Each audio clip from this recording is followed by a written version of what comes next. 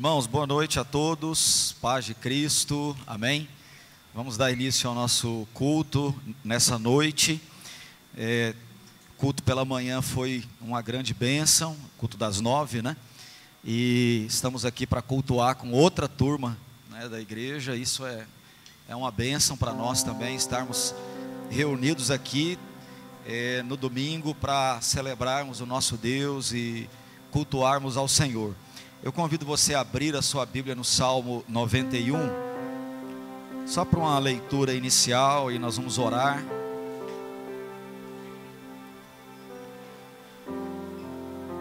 Salmo 91.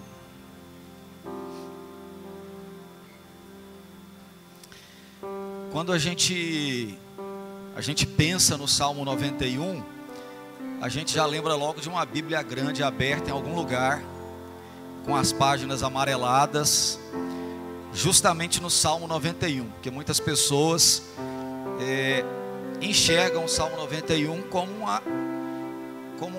um amuleto, algo que pudesse trazer uma sorte, uma bênção especial sobre a vida da pessoa que ali está, ou sobre o departamento, a casa. Mas quando nós lemos o Salmo 91, logo no início, o salmista deixa claro que todas as promessas do Salmo 91 é para um tipo de pessoa.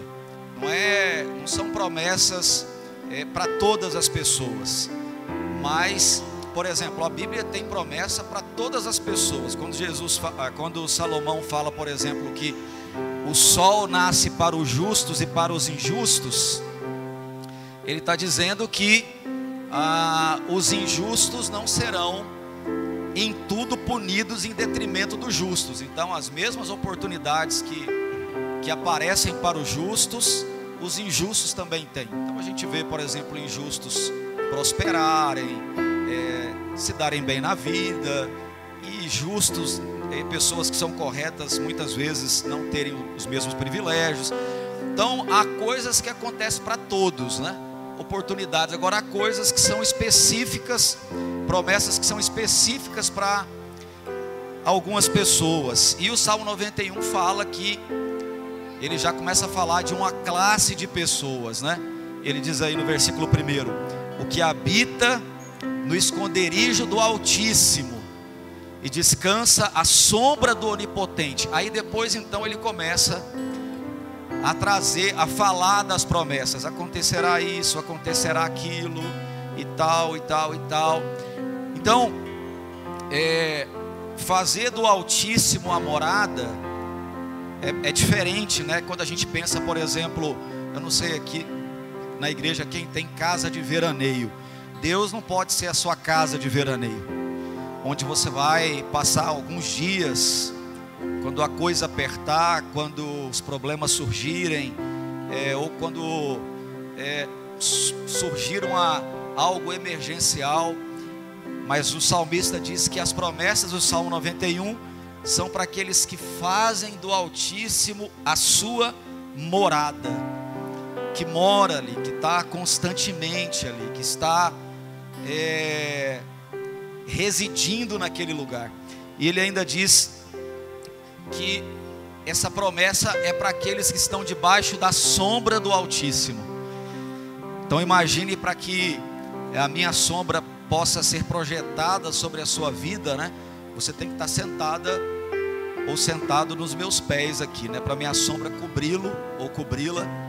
A ideia de você estar ali, né, agarrado aos pés do Senhor, agarrado ao Senhor Jesus. E aí então ele começa a discorrer, versículo 3 em diante: ele te livrará do laço do passarinheiro e etc e tal. Mas é para aqueles que fazem do Altíssimo não a casa de férias, que fazem do Altíssimo não uma casa de veraneio, não um lugar para poder passar um fim de semana, não um lugar para você poder passar umas férias de julho ou um tempo de férias, mas morar ali, estar ali, residir ali, estar aos pés do Senhor, estar debaixo da sombra do Altíssimo mesmo. Então, queria iniciar o culto pensando sobre isso. Porque muitas vezes, né? E hoje a teologia do triunfalismo, que algumas igrejas ensinam, qual que é a teologia do triunfalismo? Que o crente só tem vitória, o cristão só vence, ele não perde nenhuma batalha, ele não passa por dores, ele não passa por luta. A teologia do triunfalismo ensina também as pessoas a reivindicarem as promessas. Não, porque está na Bíblia, Deus me prometeu, então, e não sei o que, se não, eu já vi alguns pastores até fazer isso, se não cumprir eu rasgo a minha Bíblia e tal, e tal, e tal.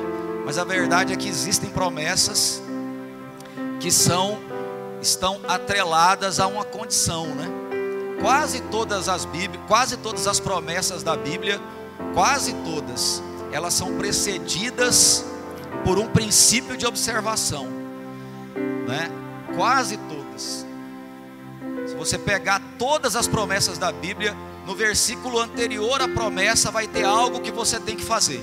Então, por exemplo, Salmo 91, aquele que habita no esconderijo do Altíssimo, a sombra do Onipotente, o Senhor é o meu pastor, princípio, promessa, nada me faltará, deitar-me faz em verdes pastos.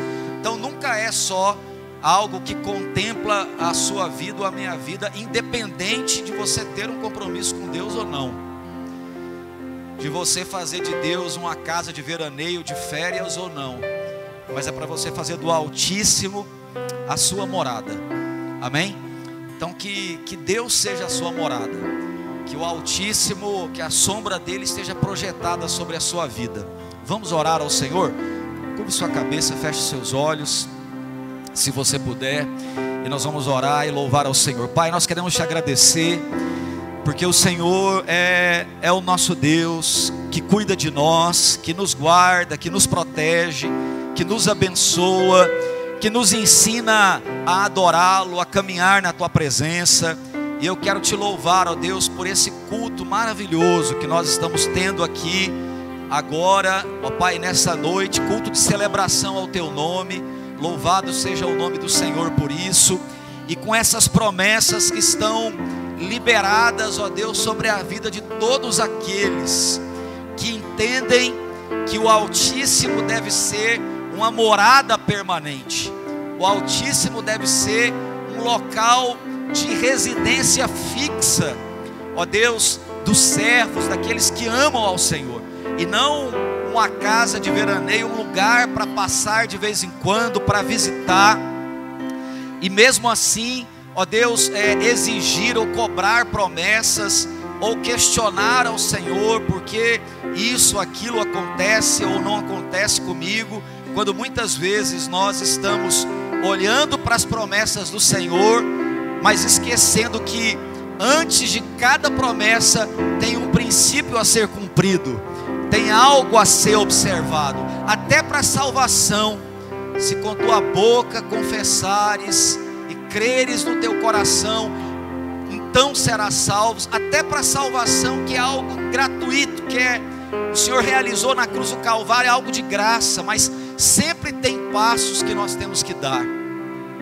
E talvez as coisas não acontecem ou não estão do jeito que nós gostaríamos, porque nós sempre lembramos daquilo que está faltando, ou das promessas que não foram cumpridas, que não aconteceram, mas nós não lembramos da nossa parte, não lembramos dos princípios que nós temos que caminhar neles, para que as promessas se tornem realidade. Então abençoe as nossas vidas, Pai.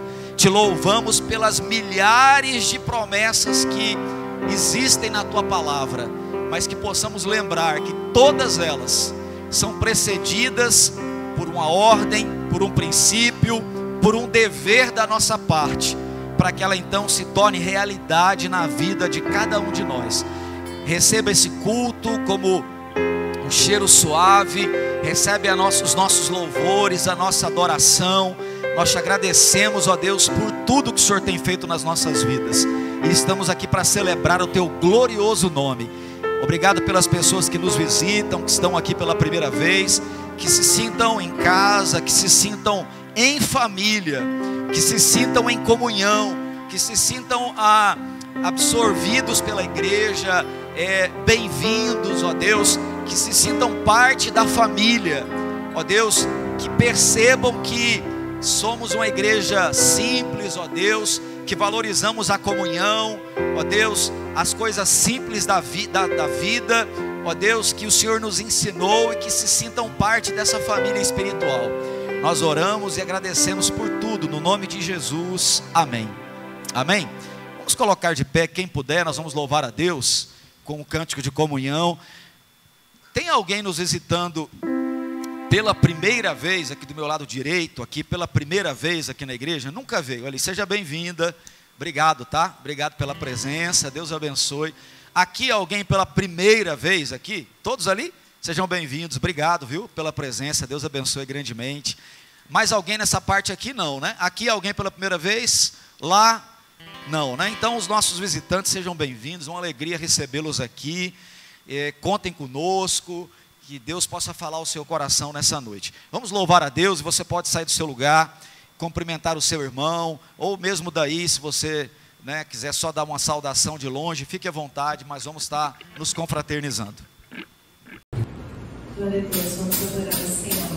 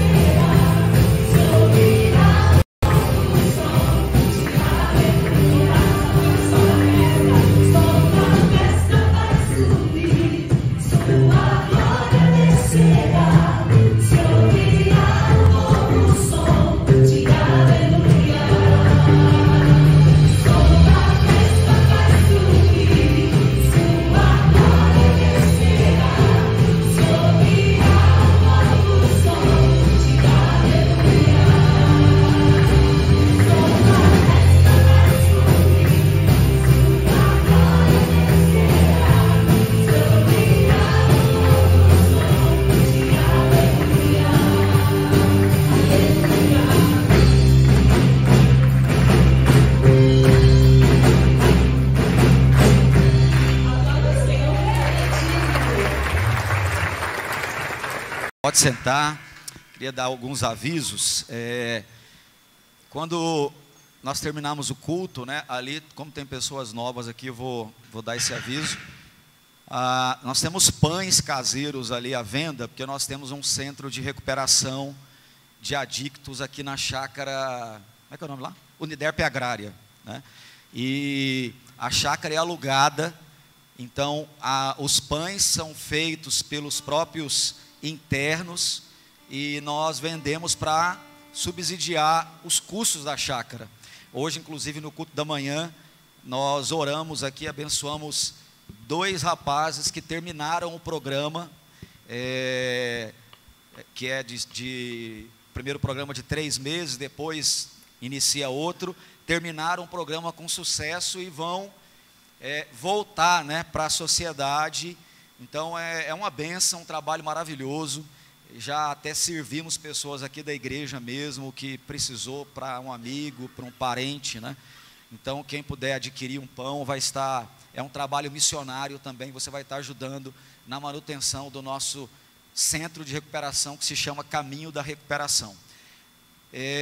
Pode passar o videozinho, um aviso do pastor Diego aí para o teatro. O pessoal que gosta de teatro, vai ser aberto agora uma quinta-feira o curso para crianças, né, para o teatro infantil. Qual que é a idade mínima? De 7 a 11.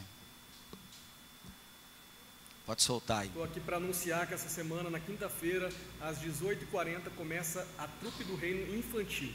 Então nós vamos preparar essas crianças, né, para o mercado de trabalho, para poder saber falar, para fazer um comercial. Vamos preparar, acima de tudo, para poder servir no Reino de Deus com teatro, levando a palavra de uma forma diferente, que todo mundo gosta, que tem um livre acesso em vários locais. Então nós vamos preparar essas crianças para isso. Começa agora, quinta-feira, 18h40, lá no espaço da Trupe do Reino, na Rua Boqueirão, número 44. Garanta sua inscrição, fale com a gente no direct, manda uma mensagem para a gente.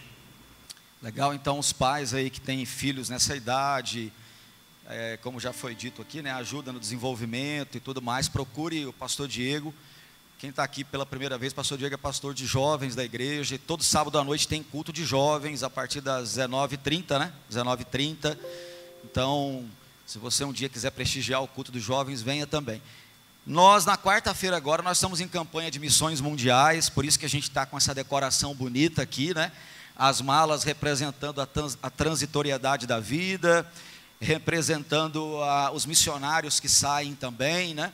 E na quarta agora a gente vai estar recebendo uma missionária da Colômbia. Ela já está há muitos anos na Colômbia, a missionária Sara Jane, e ela vai estar trazendo uma palavra no culto de quarta-feira.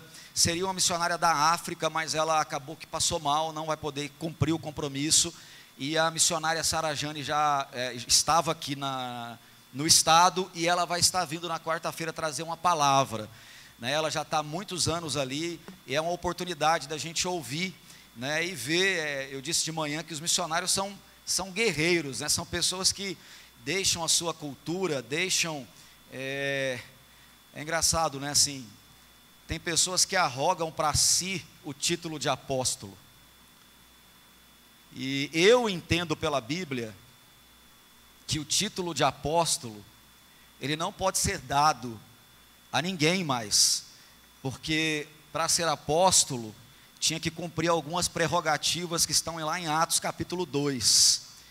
Quando os apóstolos foram escolher outros 2 para substituírem Judas e mais um outro lá, ele coloca ali uma lista de prerrogativa para que um apóstolo pudesse tomar o lugar daqueles que haviam saído. O primeiro, que tivesse presente no batismo de Jesus e andando com Jesus desde os primeiros dias do seu ministério. Apóstolo significa enviado, e se alguém poderia usar esse título com honras, seria um missionário que abre mão de uma vida próspera, de uma vida confortável por amor às almas, e não esses que ficam atrás de algumas cadeiras, né, usando o terno Ricardo Almeida, e muitas vezes tirando toda a lã das ovelhas para poder, enfim, Você sabe o que eu estou falando, né? Então, vai estar aqui a missionária Sara Jane, na quarta-feira, falando ao nosso coração, vai ser uma bênção. Último aviso, dia 17, a nossa cantata de Páscoa, sem ser domingo que vem. O outro, o tema da cantata é o número da esperança, né? João 3,16. Quem lembra o que está escrito lá? Vamos recitar de cor aí. Porque Deus amou o mundo de tal maneira que deu seu Filho unigênito, para que todo aquele que nele crê não pereça, mas tenha a vida eterna. Então, dia 17, a nossa cantata de Páscoa, nos dois cultos, no culto das 9 da manhã e no culto das 18 horas, tá joia? Último aviso agora, irmãos, nós vamos ter um retiro da família, um dia da família, no dia 15, um dia da família, não um dia da família papai, mamãe, filhinho, um dia da família espiritual, não é? Então, independente da sua condição, solteiro, divorciado, não importa, você estava convidado, não está mais porque já fechou as inscrições. Então, eram 200 vagas, então não ia dar para a igreja toda mesmo, né? De manhã, por exemplo, o culto da manhã sempre está lotado, muito mais cheio do que o da manhã, do que o da noite. Então, já foram preenchidas as vagas, a não ser que alguém desista, aí a gente abre. Então eu estou só anunciando, porque as camisas do retiro, quem quiser adquirir uma camisa, que também é para ajudar missões, vão estar expostas ali, é isso? Manga comprida, com filtro solar, feminina, masculina, para você estar, e você vai investir, e isso vai para missões mundiais. Tudo isso para a gente poder alcançar o nosso valor, que é pequenininho, 12 mil reais que a gente estabeleceu, a gente pode ultrapassar isso, e desses 12 mil reais ou mais, não fica um centavo aqui na igreja, vai tudo para a Junta de Missões Mundiais Batista, que é uma das mais organizadas do mundo, e que distribui o subsídio para os missionários nos campos, nesse caso, nos campos em outros países. Então, quem puder ali adquirir, ainda que você não vá no retiro, se você investir numa camisa, você vai estar ajudando missões, tá bem? Nós vamos louvar a Deus com um hino do cantor cristão, e quem trouxe o seu dízimo, a sua oferta, pode estar trazendo nos gasofilar, sua oferta para missões, e nós vamos louvar a Deus com esse cântico. De manhã eu expliquei, né, que às vezes a gente canta algumas coisas assim, eu sempre penso nos convidados, né, especialmente convidado que não tem costume na igreja. Por exemplo, a gente cantou uma música, né, fogo na cabeça, o cara nunca entra na igreja, fogo na cabeça deve ser uma coisa meio, a gente tem que pensar. Então, são linguagens comuns para nós, né, então a gente vai falar aqui, quando se fizer chamada, eu lá estarei. Da onde que o autor tirou isso? Provavelmente, né, lá em Apocalipse tem um livro, tem um versículo que fala do livro da vida, né? Que quando a gente aceita Jesus, o nosso nome está arrolado no livro da vida. E quando se fizer chamada, lembrando do nosso tempo de escola, nós estaremos lá. Graças a Deus por isso, né? Então vamos louvar a Deus para que isso tenha mais sentido para você, o que a gente vai cantar. Vamos louvar ao Senhor.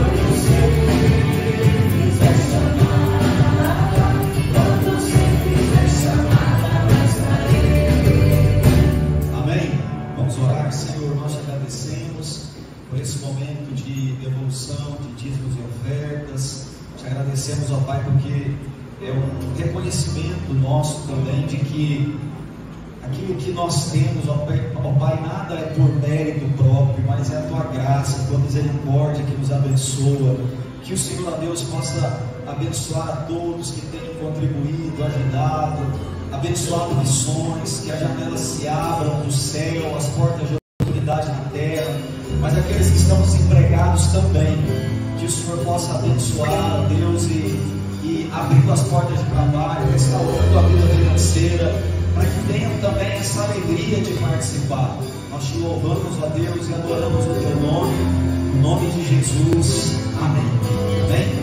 Para quem quiser só anotar para fazer a leitura depois, eu acho que é importante, se você quiser anotar aí Atos capítulo 2, você vai fazer a leitura nesse mundo apostólico de hoje. Eu acho que é bom ter esse texto de cabeça. Atos capítulo 2, você leia do 15 ao versículo 23, a escolha de Matias, e aí fala então como que os discípulos procederam para escolher o novo apóstolo, ok? Atos capítulo 1, perdão, do 15 ao 26. Vamos colocar de pé, vamos louvar a Deus com mais 2 cânticos, preparando o nosso coração para ouvir a mensagem do Senhor nessa noite. Vamos louvar a Deus.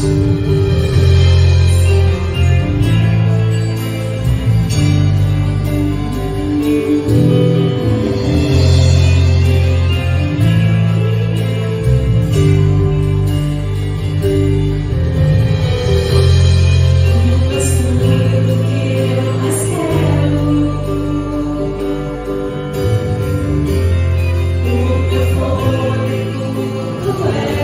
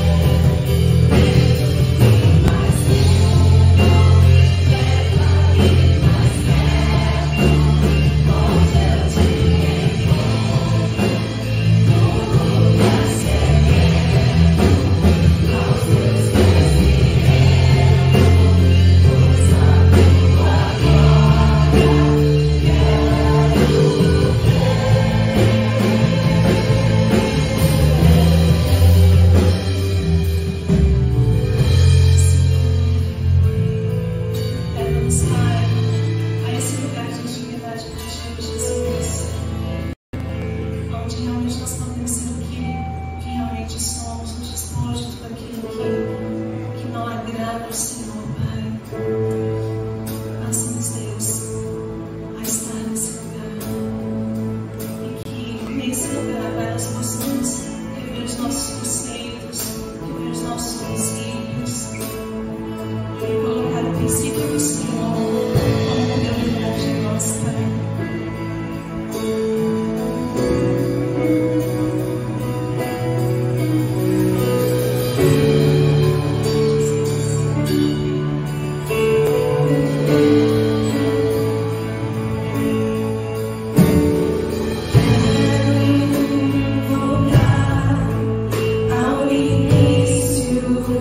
De tudo, encontrar-me contigo, Senhor.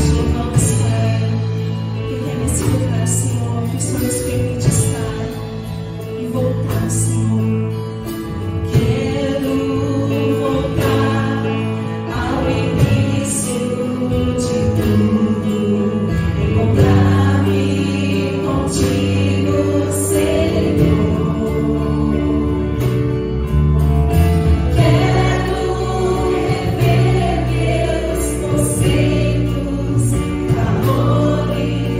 Eu quero reconstruir.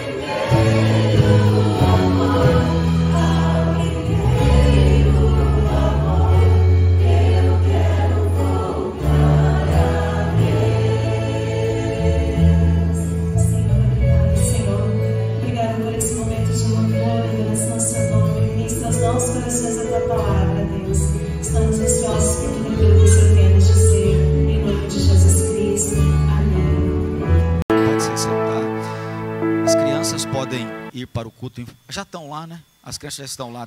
Eu esqueço que no domingo já começa lá. Nós vamos ouvir a palavra com o pastor Diego. Vamos orar, irmãos, para que a palavra possa falar ao nosso coração, né? Que você possa estar atento, absorver, praticar, né? Pegar para você mesmo aquilo que é preciso, né? Vamos orar. Senhor, tua palavra é um instrumento de mudança, é viva, poderosa, eficaz, como uma espada de dois gumes, ó Deus, que penetra na nossa alma, no espírito. Que o Senhor fale conosco através da mensagem do Senhor, como o Senhor falou pela manhã, agora à noite também. Em nome de Jesus oramos, amém. Boa noite a todos. Graça e paz em nome de Jesus, amém? O pastor está falando uns negócios no meu ouvido, depois eu revelo mais tarde na hora aqui. Mas, irmãos, hoje eu queria tentar meditar um pouquinho sobre a guerra, mas sem tentar fazer uma opinião, porque é muito difícil, né? Se a gente fosse dar uma opinião sobre a guerra, nem a OTAN, nem a ONU, nem os maiores estadistas conseguem achar uma solução e conseguem colocar um fim. Então, quem dirá eu, né? Um mero pregador aqui, tentar emitir acertadamente algo sobre a guerra. Mas eu queria pensar algumas coisas que a guerra revela. Porque, na verdade, a guerra ela não traz nada de novo. Ela só revela as coisas que já estão aí, né? Assim como a pandemia, a gente fala assim, vamos voltar para o normal. Na verdade, ela revela o que sempre esteve presente, que é a iminência da morte. Ela só revela aquilo que está iminente, que em outras épocas, né, só o sábio medita que a vida é breve, o sábio ele medita nessas coisas, mas quando tem uma guerra, até o tolo fala, olha, a qualquer momento nós podemos morrer. Até o mais simples consegue fazer essa conjecturação. Mas a primeira coisa que eu acho que eu quero trazer, entre tantas que a guerra revela, a primeira coisa que eu vejo que a guerra revela é a nossa belicosidade. A guerra revela o quanto nós estamos armados. O quanto nós estamos armados. A gente olha para a guerra e fala assim, aquele cara lá da Rússia, ele é um louco, né? Eu ouvi muitas pessoas falando isso, talvez eu tenha falado também. Aquele Putin lá da Rússia é um louco, aquele cara pode soltar uma bomba nuclear, acabar com tudo a qualquer momento. A gente fala isso. Aqueles caras tudo armado, tem míssil apontado para cada país do globo terrestre, e a gente fala que eles estão armados, que eles se armam, que eles são loucos. Mas a gente também, com as nossas relações horizontais, com os nossos amigos, com as nossas lideranças, no nosso trabalho e na nossa família, nós também estamos armados e somos belicosos, somos muitas vezes perigosos. E é bom que a gente saiba disso e que, se a gente já sabe, que a gente lembre de novo, porque a gente precisa lembrar o tempo inteiro o quão perigoso nós podemos ser com a nossa língua, com o nosso jeito de ser, para aqueles que estão perto da gente. Então a guerra revela o quão perigoso e quão armado nós estamos. Há um palhaço que eu gosto muito, e vocês percebem que eu sempre falo de palhaço nas pregações, que eu aprendo muito com eles, muito mesmo. E tem um palhaço que eu gosto muito, e ele conta que no tempo de escola dele, ele sofreu muito bullying, né? Irmãos, se vocês acham que tem bullying hoje, né? Na nossa época aí, né, a coisa era num nível hard, né? Era outro nível de bullying, né? Assim, todo mundo tinha apelido, né? Eu lembro que a menina que sentava atrás da gente na escola, a gente apelidou ela de Cavernosa, né? A gente fez, agora, inclusive, teve um grupo do WhatsApp, reuniu todo mundo da 8ª série, né, que mais de sei lá quantos anos, mais de 30 anos que a gente não se via, reuniu e começou a relembrar os apelidos, né? Cabeçudo, Cavernosa.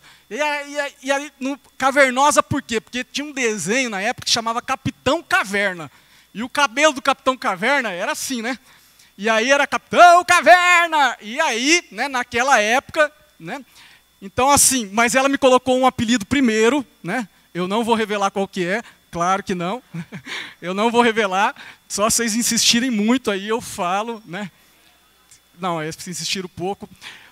Aí, depois que a gente colocou, né, o apelido nela de Cavernosa, mas ela tinha me apelidado antes. O apelido, quer saber, né, Nicolas? Moranguinho.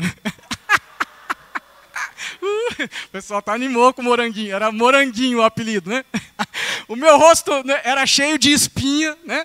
E aí, por causa das espinhas, não era porque era bonitinho, não, né?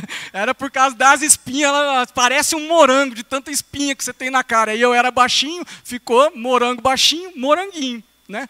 E aí a gente virou para trás, ela apelidou eu e um outro amigo da frente, e aí apelidamos ela de Cavernosa, né? E aí você imagina, né? Se a Cavernosa estiver assistindo aí, né, vai estar lembrando aí dos apelidos, né? Mas assim, era um nível muito... mas eu não contei o outro, né? O outro era muito melhor, o outro apelido que me deram lá no condomínio, né? Tinha uma época que a gente usava um dente de tigre, sei lá o que era, assim, no colar, que era tipo do Conan, né? Aí me apelidaram de Conan. Ah, olha aí. De moranguinho eu evoluí para Conan o Bárbaro, hein? Que isso. É por causa que eu usava um dente aqui como colar, usava um dente aqui de colar, né? E aí virou o Conan o Bárbaro. Então, a gente tinha um bullying muito grande. E esse palhaço, ele sofreu muito bullying. Ele sofria na escola e ele pegava carona com um amigo da vizinhança e o menino ia batendo, ia cutucando ele o carro inteiro. E ele não podia falar, porque senão a mãe dele ia ter que pagar ônibus para ele, e a mãe dele não tinha condições, então ele aguentava quieto para poder continuar pegando carona com o amigo, e o amigo batia, e chegava na escola, o amigo dele pegava o lanche dele, né? E ele levava algumas bolachas que chamava Mirabel, né? Quem lembra da Mirabel aí? Olha, ó, pessoal antigo aí, né? Pode baixar para não passar muita vergonha, eu lembro também, né? E aí o menino roubava o lanche dele, pegava, você vai me dar o lanche, toda vez aquela humilhação no intervalo. E ele não queria contar nem para a mãe, nem para os amigos, porque os amigos iam falar para ele, você tem que dar um jeito, você tem que enfrentar o cara. E ele era grande, ele era forte, né? Ele era mais gordinho, assim, forte, ele era grande, ele podia enfrentar o menino, mas não era da índole dele, ele não tinha essa característica. E ele não queria contar para ninguém, porque as pessoas iam falar, bate nele, enfrenta ele, faz alguma coisa. E ele não queria fazer isso, então ele não contava e ele ia sofrendo quieto aquilo ali. E por que eu estou falando isso? Porque a gente tem uma cultura, eu falei na mensagem, a última mensagem que eu preguei, eu falei que a gente não valoriza quem ouve. Né? Nas escolas, os alunos recebem premiação por participação, por quem fala, mas não por ouvir. E às vezes quem está ouvindo está participando muito mais do que quem está falando, e está, às vezes, elaborando muito mais coisas do que quem está falando, mas a gente desvaloriza quem ouve, a gente desvaloriza quem é quieto. A gente não valoriza tanto isso, a gente não sabe como valorizar. E a gente valoriza quem fala e essa coisa toda. E a gente também tem na nossa cultura hoje, a gente valoriza muito quem é enérgico, quem toma providência, quem às vezes vai para as vias de fato e não valoriza quem é manso, quem é quieto, quem não quer enfrentar, quem não quer bater, quem não quer ir para a briga. A gente não valoriza tanto. Então, certamente, se ele falasse, ele não ia ser valorizado na mansidão dele, ia ser justamente ao contrário. Mas ele era inteligente e ele começou a bolar uma estratégia. Né? Antes de ir para a escola, ele pegava o lanche dele, a bolachinha, às vezes era o pão com mortadela ali, e ele começava a cuspir no pão, ou botar alguma coisa assim no pão, alguma meleca lá no pão, caquinha de nariz, colocava no pão, na bolacha. E aí quando o menino vinha pedir o lanche, agora ele falava assim, né? Toma, pode pegar o lanche para você. E ele não contava para ninguém, ele ficava rindo, só ele ali, né? Só ele ficava lá rindo. E o menino lá que roubava o lanche começou a achar estranho. Esse cara não reclama mais, toda hora ele dá o pão para mim. E começou a falar, tem alguma coisa errada. Esse cara está fazendo alguma coisa errada com o lanche. E parou de pegar o lanche dele.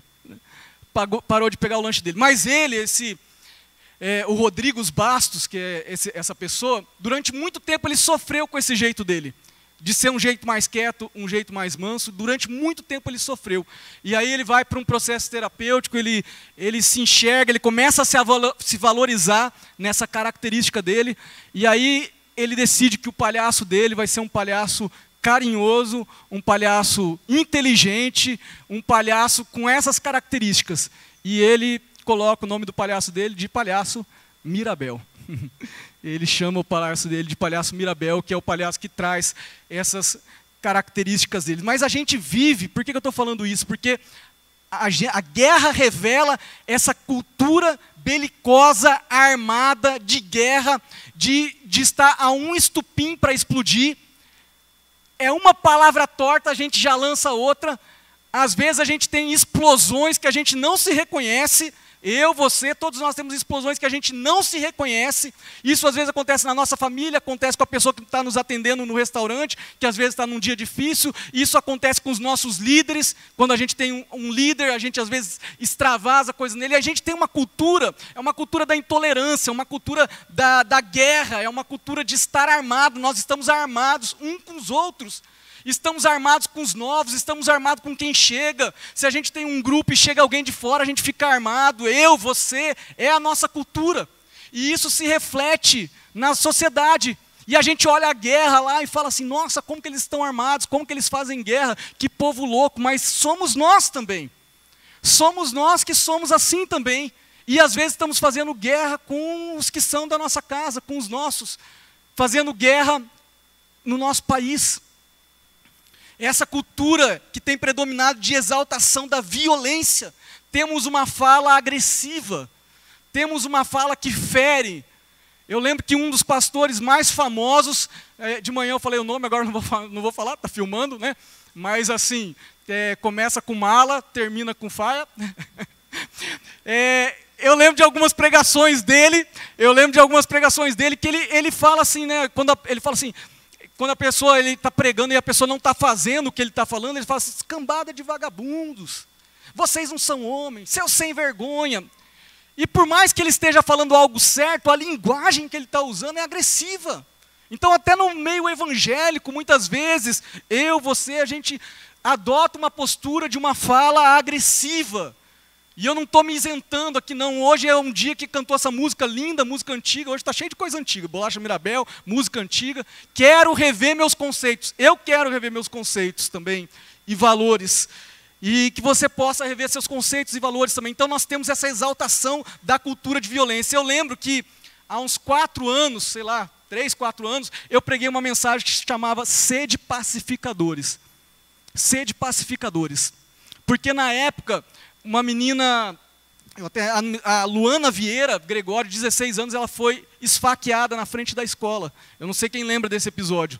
Né, passou, foi televisionado, reportagem, ela tinha 16 anos, ela saiu da aula e os alunos fizeram uma roda e ela começou a brigar e a menina esfaqueou e os alunos todos, vai, e briga, e filmando e ninguém fez nada.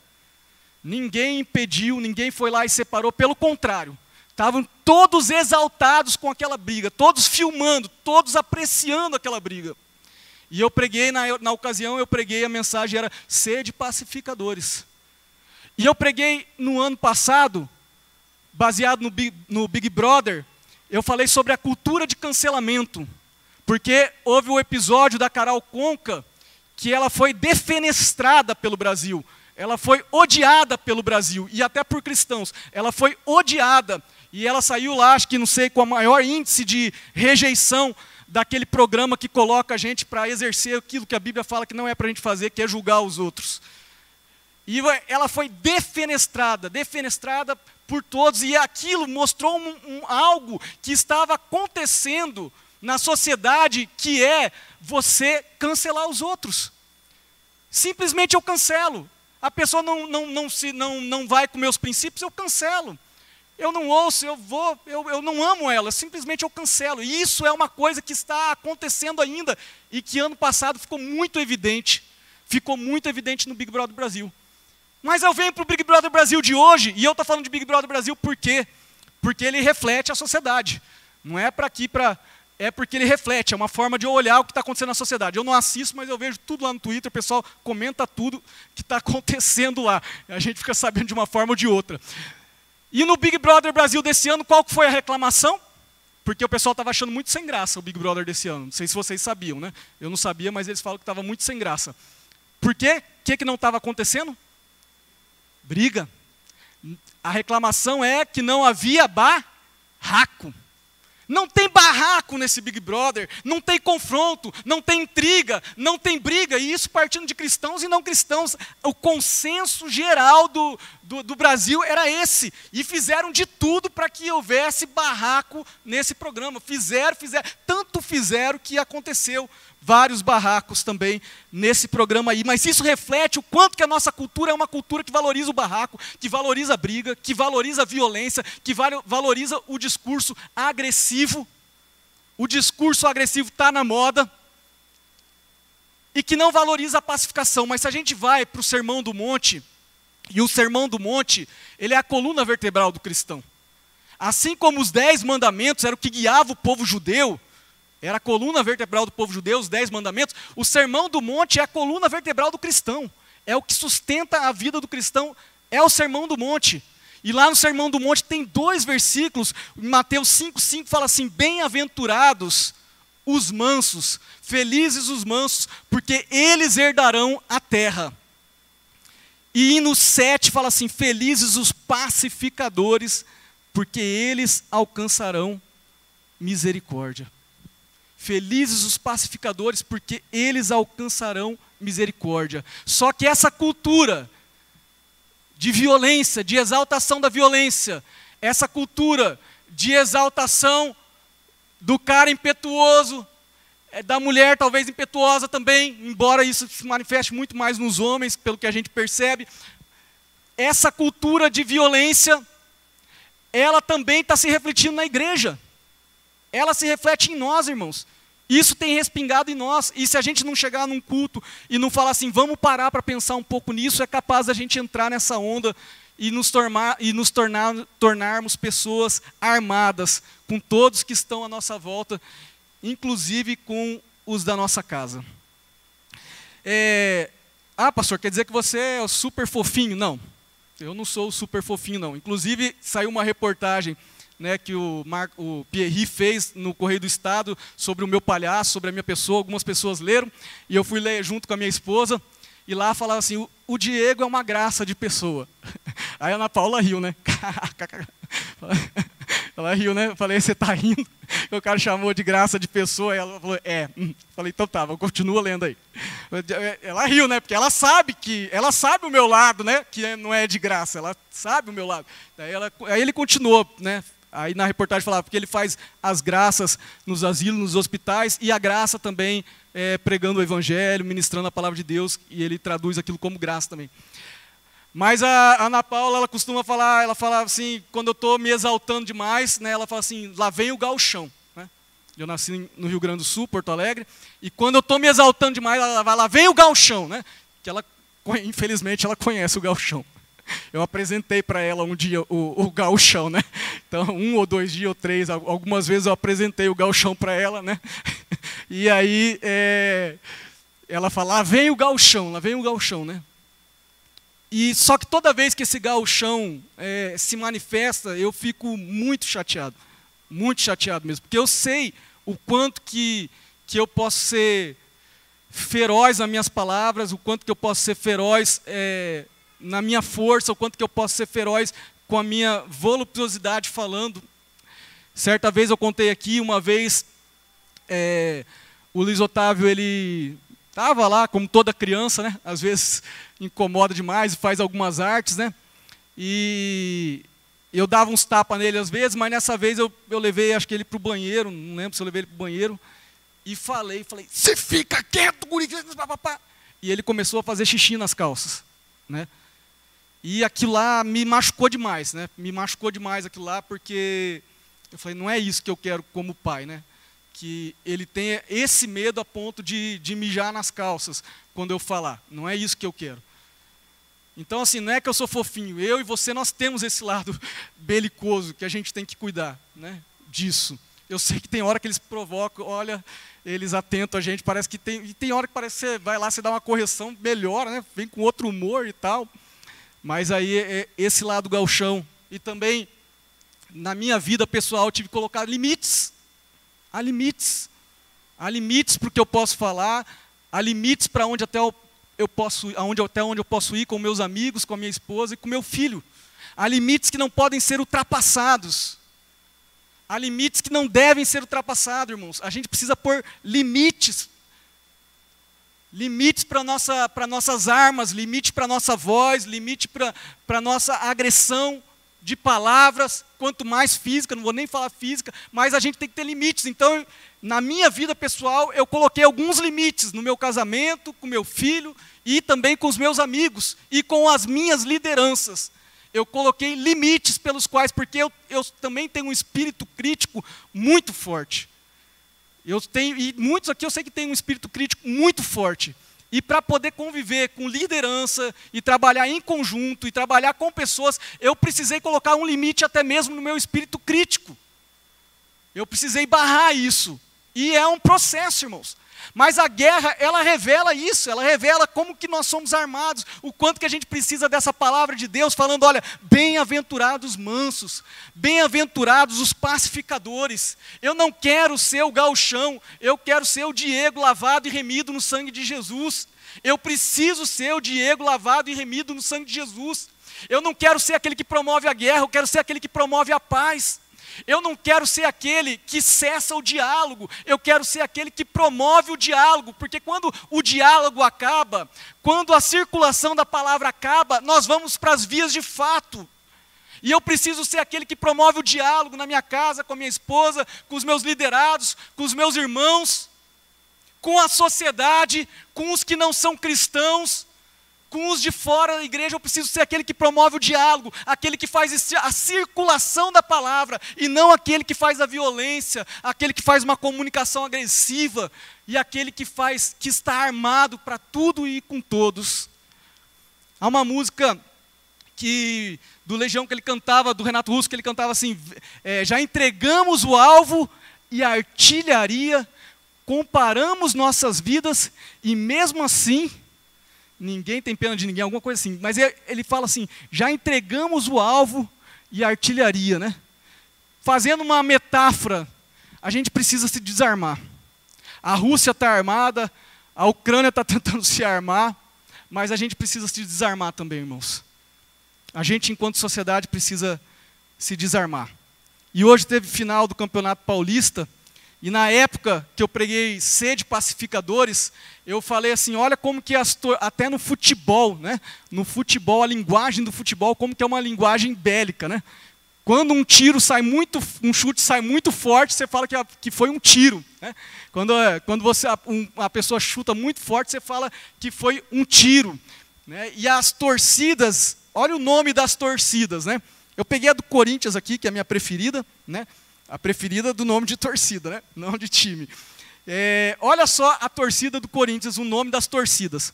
Pavilhão 9.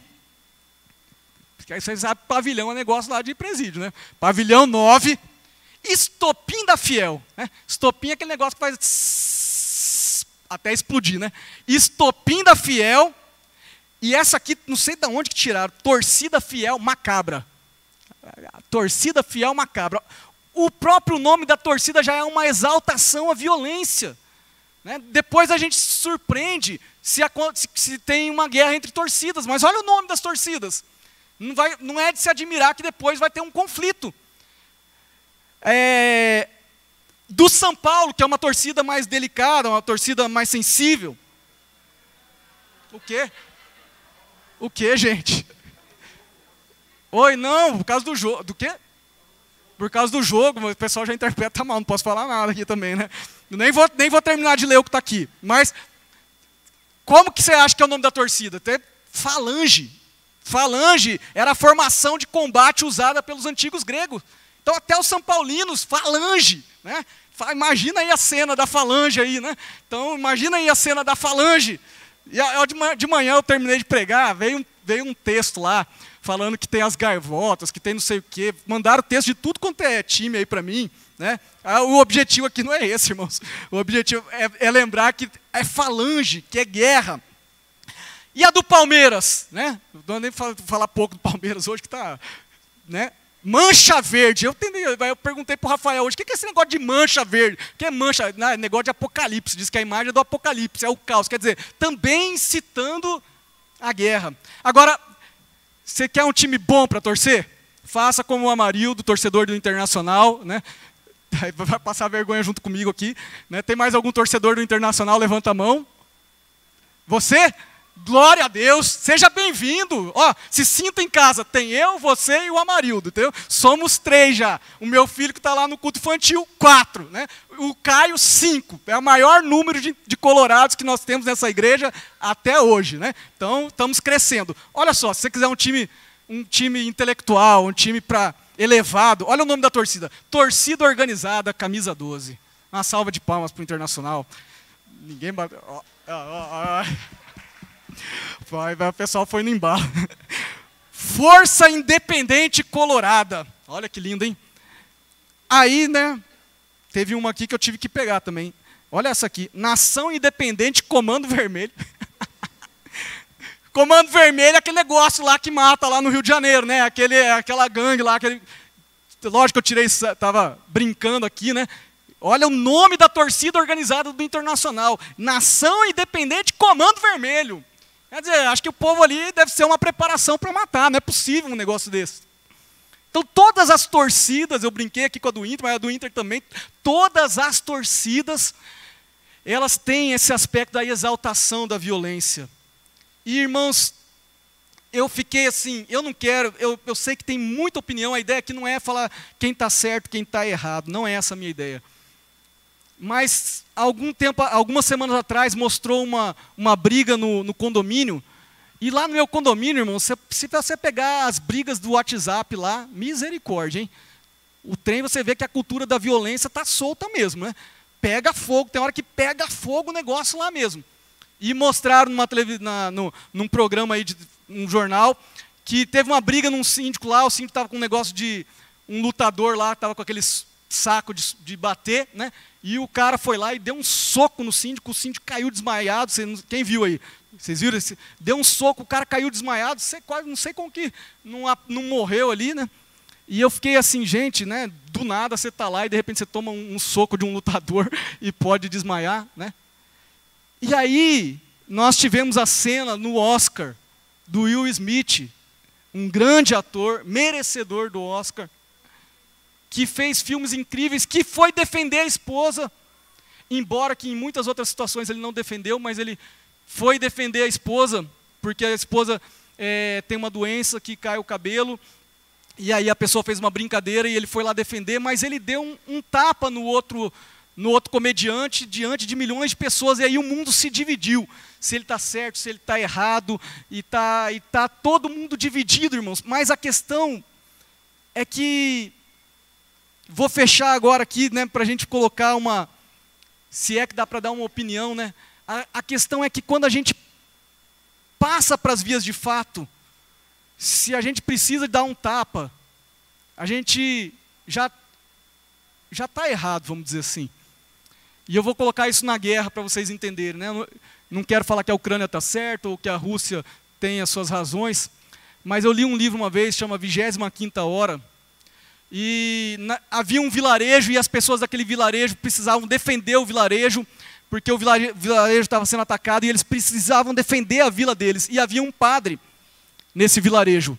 E o padre, ele se vê diante daquilo e ele fala, eu preciso também defender, eu não posso só olhar aqui, e eu preciso defender o povo, eu preciso entrar nessa luta para defender o meu vilarejo, porque as pessoas estão atacando e vão nos dominar, e eu preciso defender a liberdade aqui. E aí eles começam a ganhar a batalha, aquele vilarejo começa a ganhar a batalha, e aí vem um dos amigos do padre, uma das pessoas da paróquia do padre, e chega para ele todo feliz e fala, padre, nós estamos vencendo a guerra. E aquele padre vira para ele e fala assim, se nós precisamos pegar em armas, então nós já perdemos. E é isso. Não quero dizer quem está certo, quem está errado, mas se a sociedade precisa pegar em armas para se depender do próprio homem, nós já perdemos, ainda que a gente vença. E ainda que às vezes eu não vou nem questionar, porque, por exemplo, será que uma Alemanha com o Hitler, a gente ia deixar o Hitler dominar e matar todo mundo, e matar tudo quanto é judeu, matar negros? Não, teve uma guerra para poder parar o poder do Hitler. Então foi uma guerra que a gente pode dizer que foi necessária. Não sei, não estou entrando nesse campo de julgamento, mas a questão é, a partir do momento que a gente pega nas armas, a partir do momento que a gente precisa usar as vias de fato, a partir do momento que eu preciso socar alguém, eu já estou perdendo. eu já estou perdendo. E que a gente, irmãos, possa olhar para a guerra lá, e ao invés de também só ficar falando que eles são loucos, a gente possa olhar para a nossa vida e ver o tanto de guerra que a gente tem feito com as pessoas que estão do nosso lado. O tanto de vezes que a gente está soltando o nosso lado gauchão para cima das pessoas. O tanto de gente, o tanto de vezes que a nossa natureza não está lavada e remida pelo sangue de Jesus. E tanto de vezes que a gente se orgulha dos nossos atos desequilibrados e irracionais. E a gente conta vantagem. E aí eu fui lá e eu botei o dedo da cara e eu enfrentei. Quando na verdade, se a gente teve que fazer isso, e se por um acaso a gente chegou num ponto onde teve que fazer isso, nós já perdemos. Aquilo lá não é motivo de celebração. Às vezes foi até necessário, mas não é motivo de celebração. E aí eu vou, mesmo eu não concordando com o tapa que o Will Smith deu, eu achei interessante que enquanto muita gente, até mesmo cristãos, muitos cristãos, e estava falando, é isso mesmo, tem que tapear, tem que bater, tem que defender a família, e não sei o quê, ele mesmo, ele foi lá e falou, olha, eu agi desequilibradamente. Eu tenho vergonha do que eu fiz. Ele sabe que por mais que ele estivesse defendendo, a partir do momento que ele deu um tapa, ele já perdeu a guerra, ele já estava perdendo. Essa é a primeira coisa que a guerra revela, irmãos. O quanto que a gente é perigoso, o quanto que a gente está armado, o quanto que a gente está em guerra com os que estão à nossa volta, ao redor da gente, o quanto que a gente está em guerra com as pessoas que a gente ama. Tem gente que só ama fazendo guerra, tem gente que só ama brigando, tem gente que só sabe amar se tem briga, não sabe amar de outra forma, só sabe amar brigando, só sabe amar em conflito, só sabe amar armado. Tem gente que não sabe amar desarmado. Tem gente que não sabe amar com o peito aberto. Tem gente que só sabe amar armado, se defendendo e o tempo todo contra-atacando. E a outra coisa que a guerra revela é a iminência da morte. A iminência. A gente olha aqui, quando a gente olha lá, a gente vê aqueles foguetes sobrevoando, a gente fala a qualquer momento pode cair, e a gente começa a pensar, e se o cara soltar uma bomba nuclear? Será que vai vir no Brasil? Será que vai ter a Terceira Guerra Mundial? E a gente começa a ver que a morte está ali, e o quanto que tudo que a gente faz nessa natureza terrena e animal nossa é fadado a se frustrar. Todos os nossos projetos terrenos, eles têm uma sentença a se frustrar. E quando a gente se depara com uma pandemia, quando a gente se depara com uma guerra, a gente vê o quanto que isso é falível. O quanto que a morte iminente, o quanto que tudo que aquilo que a gente faz nessa natureza animal e terrena está fadado ao fracasso e a se perder e a perecer. E, irmãos, a gente está na iminência talvez uma terceira guerra mundial, mas mesmo que não tenha uma terceira guerra mundial, a gente está numa guerra espiritual. E nós estamos na iminência do reino de Deus se instaurar. E assim, o questionamento é, se eu estou em guerra, o que eu posso fazer de importante? Se a guerra viesse aqui no Brasil, o que você pode fazer de importante? Você fala assim, o mais importante é a guerra. Ó, eu não vou mais estudar, eu vou sair da faculdade porque nós estamos em guerra. Eu não vou mais fazer a faculdade porque nós estamos em guerra. O que adianta eu fazer faculdade se daqui 2, 3 anos a cidade vai estar destruída, não vai ter mais prédio? Para que eu vou estudar? Não, está em guerra, eu não vou mais estudar. Para que eu vou fazer a minha barba se nós estamos em guerra? Para que eu vou varrer o quintal da minha casa se nós estamos em guerra? Quando a gente vê a guerra, parece que a coisa mais importante é a guerra. E quando a gente se torna cristãos, a coisa mais importante, não parece, a coisa mais importante que a gente tem é ganhar almas para Jesus. Porque o reino de Deus vai se instaurar. Amanhã, hoje, depois de amanhã, o reino de Deus vai se instaurar. E a gente pode pensar assim, então para que eu vou estudar? Se o reino de Deus vai se instaurar daqui 2, 3 dias. Para que eu vou cuidar das plantas? Se daqui 2, 3 dias o reino de Deus vai se instaurar, essa terra vai ser remexida e vai ser transformada. Para que eu vou cuidar da natureza? Para que eu vou me esforçar varrendo o chão da minha casa, se daqui 2, 3 dias o reino de Deus vai se consumar, e a gente começa a pensar assim, por que eu vou fazer essas coisas fúteis da vida? Para que eu vou fazer essas coisas sem significado da vida, se o reino de Deus vai se instaurar? Agora, o que é interessante, irmãos, é que mesmo na guerra, as pessoas continuam sendo humanos. As pessoas continuam sendo humanos. E quando você vai para a guerra, relatos dos soldados na guerra, eles estão na guerra e 5 minutos antes da batalha começar, olha, pelotão tal, vocês vão ir lá para a linha de frente, enfrentar o inimigo que está lá. 5 minutos antes, o soldado vai lá, coloca a mão no bolso, tira aqueles pentinhos cheios de dente assim, esse pentinho antigo, fininho, e vai lá, penteia o cabelo, põe de novo e fala, agora vou. Porque mesmo estando na guerra, e mesmo a guerra sendo a coisa mais importante daquele momento, ele continua com a natureza humana dele. Mesmo estando em guerra, os soldados fazem poesia e cantam. E mesmo estando em guerra, tem um soldado lá que fica catalogando lá, tantas marmitas, 50 marmitas hoje, sobrou 30 marmitas. Tem um soldado que fica fazendo o relatório. E mesmo estando em guerra, tem um soldado que fica varrendo lá o acampamento e cuidando do asseamento. E mesmo estando em guerra, quando você vê filmes, você vê os soldados lá naqueles tonéis de água, e eles o quê? Passando sabão na barba e fazendo a barba. O cara está fazendo a barba na guerra, meu. O cara está fazendo a barba. Dá vontade, a gente olha de longe e fala assim, para que você vai fazer a barba? Você vai para a guerra. Mas é porque mesmo estando em guerra, e mesmo a guerra sendo a coisa mais importante, nós não perdemos a nossa natureza, nós somos humanos. E irmãos, mesmo a gente estando na igreja, e mesmo a coisa mais importante é que o reino de Deus vai se instaurar, e a coisa mais importante é ganhar almas para Jesus, mesmo assim nós continuamos sendo humanos. C.S. Lewis ele diz o seguinte, que depois de se converter, você praticamente faz as mesmas coisas que você faz quando você não era cristão. A gente acha que a gente vai se converter e vai fazer um monte de coisa diferente. Só que basicamente a gente faz as mesmas coisas de quando a gente era cristão. Você deve provavelmente continuar acordando no horário, deve provavelmente escovar os seus dentes, provavelmente tomar o seu banho, provavelmente trabalhar, provavelmente estudar, provavelmente levar seu filho para a escola, provavelmente você faz um almoço que você fazia antes de se converter, provavelmente você come o almoço, provavelmente você sai para jantar, como você saía. Basicamente, você faz as mesmas coisas que você fazia antes. Lógico que agora você vem na igreja, você ora e lê a Bíblia. Mas basicamente você faz as mesmas coisas. Por quê? Porque mesmo a gente estando em guerra espiritual, e mesmo o reino de Deus sendo a coisa mais importante, e mesmo pregar o evangelho sendo a coisa mais importante, nós ainda somos humanos. E continuaremos a fazer coisas de humanos. E achar que a gente não vai fazer é uma utopia e uma irrealidade. Achar que a gente vai virar anjo e que a gente não vai mais fazer essas coisas triviais e essas coisas do dia a dia, isso é uma ilusão.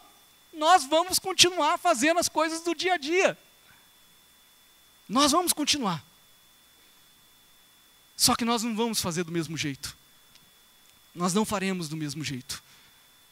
A questão é, a minha natureza humana vai me levar a assistir coisas. A minha natureza humana, por eu ser humano, eu vou ler coisas, eu vou ouvir coisas, eu vou tocar em coisas. A minha natureza humana vai me levar a apreciar o lazer, a ter um esporte, a comer algumas coisas. Eu vou continuar fazendo essas coisas. Agora a questão é que enquanto cristão, o que eu tenho lido? O que eu tenho visto? Eu tenho lido livros bons ou livros ruins? Teve uma época da minha vida que eu queria ler um monte de livro. Queria ler um monte de livro para chegar e falar assim no final do ano, li 70 livros esse ano. Eu tinha até a numeração dos livros lá. E aí um dia eu estava na sala de aula, um colega meu professor chegou e falou assim, não interessa quantos livros você leu, o que interessa é se você leu bons livros. Eu falei, faz sentido. Falei, deixa eu ver desses 50, desses 30 aqui que eu li, quantos que são bons. Deixa eu ver aqui, né? Esse não. Salvou um aqui. A questão é que nós, enquanto cristãos, o Espírito Santo deve nos influenciar a ver coisas boas. Deve nos influenciar a ler coisas boas. Deve nos influenciar a sermos pessoas melhores. Deve nos influenciar a ouvir coisas boas. Que tipo de música que eu ouço? Qual que é o conteúdo das músicas que eu ouço? É música boa? É música ruim? Qual que é o tipo de coisa que eu tenho colocado no meu ouvido? Qual que é o tipo de conversa que eu tenho ouvido? Qual que é o tipo de coisa que eu tenho visto? Qual que é o tipo de coisa que eu tenho lido? Qual que é o lazer que eu tenho apreciado? O que eu tenho feito? O que eu tenho tocado? O que eu tenho comido? O que eu tenho bebido? É bom? É ruim? Todas as coisas me são lícitas, mas nem todas me convêm. Não vou anular a minha natureza humana. Aqui a mensagem do domingo passado é justamente isso. A gente precisa ter nessa luta da carne e do Espírito. O Espírito precisa influenciar a natureza humana a fazer coisas que são do Espírito. Fazer coisas que são de Deus. Então, irmãos, nós não vamos virar anjo aqui. Mas eu te pergunto, você tem lido coisas boas? Boas coisas? Você tem visto coisas boas? Você tem ouvido boas músicas? A gente vai continuar fazendo as mesmas coisas. A gente vai continuar lendo, ouvindo, comendo, escovando os dentes, com a nossa família varrendo. Mas não pode ser do mesmo jeito. Não pode ser do mesmo jeito. Ah, pastor, mas isso que você está falando está difícil de entender, hein? Está difícil de entender, eu quero terminar com uma ilustração. Para que talvez fique mais claro para você. Certa vez não, no dia 18 de julho de 64, houve um incêndio na cidade de Roma, em Roma, e Nero, o imperador Nero, o governante de Roma, foi acusado de colocar aquele incêndio em Roma. Inclusive, às vezes, tem gente que diz que ele colocou fogo em Roma para falar que foram os cristãos que incendiaram Roma. E Nero, o pastor Alessandro até uma vez pregou aqui como que ele era um rei louco, um governante louco, um imperador louco, que teve problema com todos os seus familiares. E ele, provavelmente, alguns historiadores contam, ele colocou fogo em Roma, e enquanto Roma pegava fogo, irmãos, ele tocava a harpa dele. Roma pegando fogo e ele lá, tocando a harpa dele displicentemente, e Roma pegando fogo. Esses somos nós, irmãos, diante do caos, diante das coisas que a gente vê, diante dos programas, diante da sociedade. Esses somos nós, como Nero, tocando harpa displicentemente e o inferno pegando fogo. Essa muitas vezes é a atitude do cristão. Agora há um filme chamado Titanic. Quem já assistiu Titanic, levanta a mão. Levanta a mão, está com vergonha. Isso, todo mundo, velhinho aqui. Eu não tenho um mais cheio de novinho que assistiu também. Tem um filme de Titanic, olha só, Nero tocava harpa, Nero tocava um instrumento, e ele vai continuar tocando, porque é humano, nós somos humanos, nós vamos continuar tocando os nossos instrumentos, varrendo a nossa casa. Mas no Titanic, na cena final lá, se eu não me engano, há um conjunto de cordas, violino, e eles estão tocando mais perto que ela está.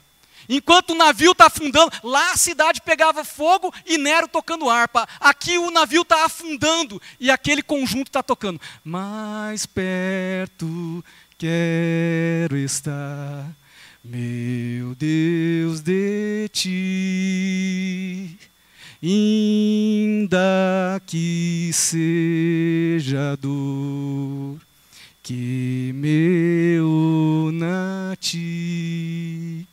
Sempre hei de suplicar,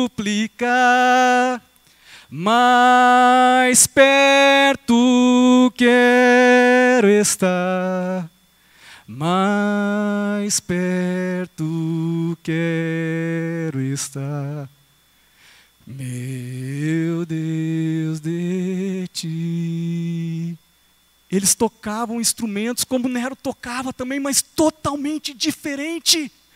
Nero tocava lá, Roma pegando fogo, ele era um ser humano tocando um instrumento, aqui são seres humanos tocando instrumentos, mas tocando instrumentos consagrados a Deus, tocando instrumentos para que aquelas pessoas pudessem encontrar um momento de paz enquanto o navio estava afundando. É a mesma atividade, é a mesma coisa, só que é de forma diferente. Nós estamos em guerra, mas a nossa atividade tem que ser de forma diferente, irmãos. O reino de Deus vai se instaurar, mas a nossa atividade tem que ser de forma diferente. Eu preciso varrer a minha casa de forma diferente. Não é só quem toca instrumento que tem esse padrão elevado e sublime. Da mesma forma que eu posso varrer a minha casa e eu posso fazer um prato de comida para alguém e eu posso cozinhar para alguém de forma sublime, de forma consagrada a Deus, de forma a servir o meu próximo, qualquer atividade, porque a palavra de Deus fala: quer comais, quer bebais, quer façais qualquer outra coisa, façam tudo para a glória de Deus, tudo, tudo, quer brincais, quer jogais, quer comeis, tudo, quer bebais, façam tudo para a glória de Deus. Então a gente vai continuar assim, escovando os dentes,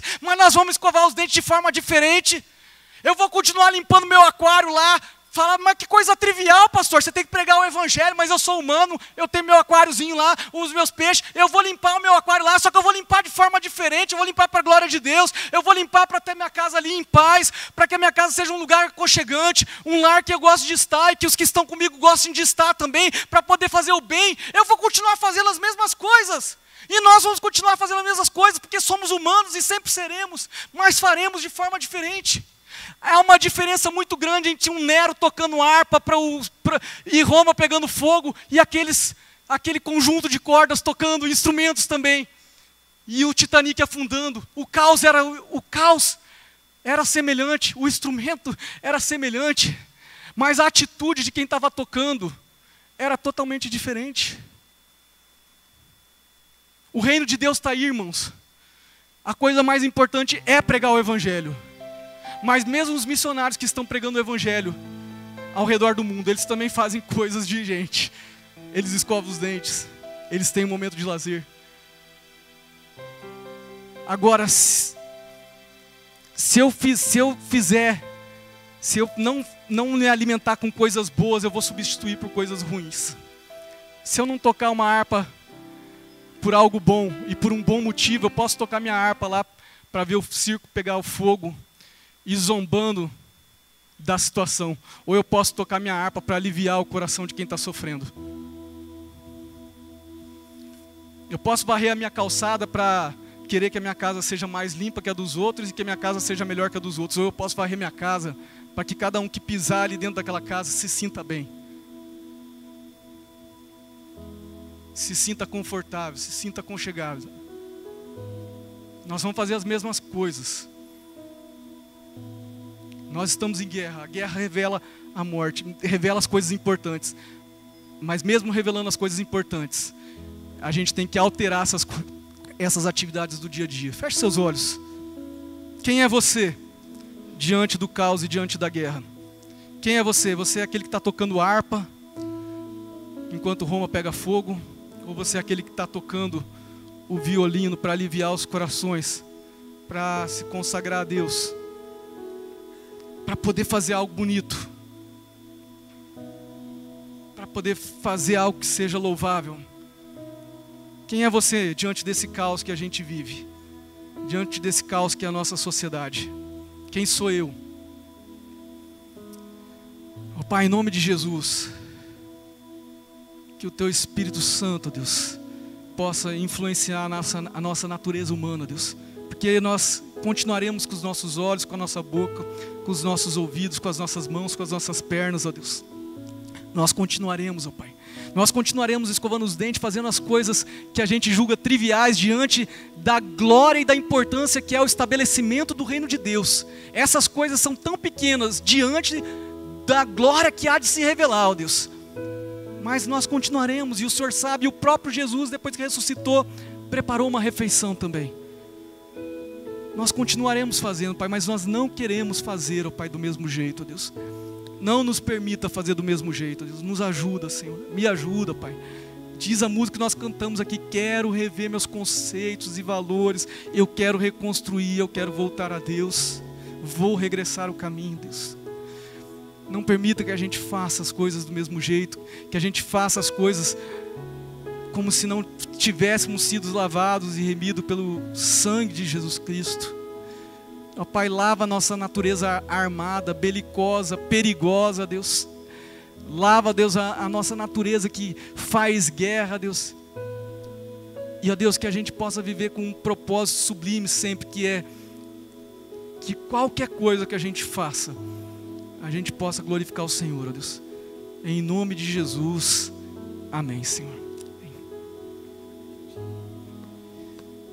Nós vamos orar, encerrando o culto. Vamos colocar de pé. Quero agradecer mais uma vez aos nossos visitantes aqui, o pessoal que está nos visitando pela primeira vez.